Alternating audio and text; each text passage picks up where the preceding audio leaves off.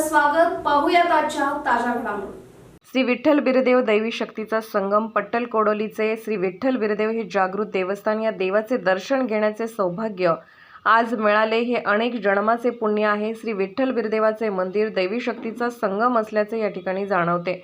या देवाच्या कृपा आशीर्वादाने समाजातील सर्व घटकांच्या मनोकामना पूर्ण होऊ दे अशी प्रार्थना मेघालयाचे राज्यपाल माननीय चंद्रशेखर एच विजयशंकर यांनी विठ्ठल बिरदेवाच्या दर्शनाप्रसंगी केले.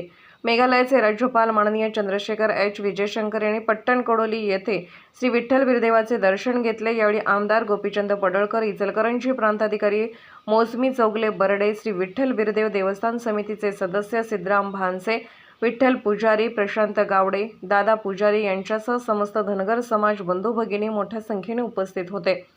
यावेळी आयोजित करण्यात आलेल्या कार्यक्रमात बोलताना राज्यपाल माननीय चंद्रशेखर एच विजयशंकर म्हणाले, महाराष्ट्र ही पराक्रमाची भूमी असून स्वराज्य संस्थापक धर्मरक्षक छत्रपती शिवाजी महाराज आणि अहिल्यादेवी होळकर यांची पावन भूमी आहे.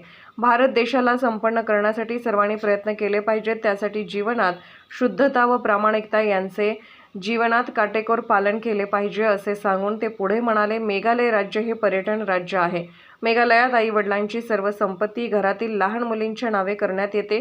यासारख्या अनेक चांगल्या प्रथा या राज्यात आहेत. विठ्ठल बिरदेव मंदिराच्या सुधारणेसाठी किंवा कोणत्याही कारणासाठी आवश्यकता भासल्यास ती सर्व मदत करण्यास मेघालय राजभवनचे दरवाजे सदैव उघडे राहतील असे आश्वासनही त्यांनी यावेळी दिले.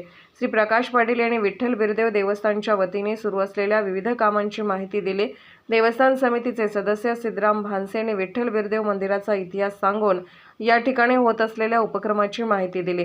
प्रारंभी राज्यपाल माननीय यांच्या हस्ते दीपप्रज्वलन करण्यात आले. तसेच देवस्थान समितीच्या वतीने माननीय राज्यपाल यांचा श्री विठ्ठल बिरदेवाची मूर्ती व घोंगडे देऊन सत्कार करण्यात आला. आभार माननीय लक्ष्मण पुजारी यांनी मानले. SB न्यूजसाठी पट्टण कोडोलीहून सौरभ बिरांजे.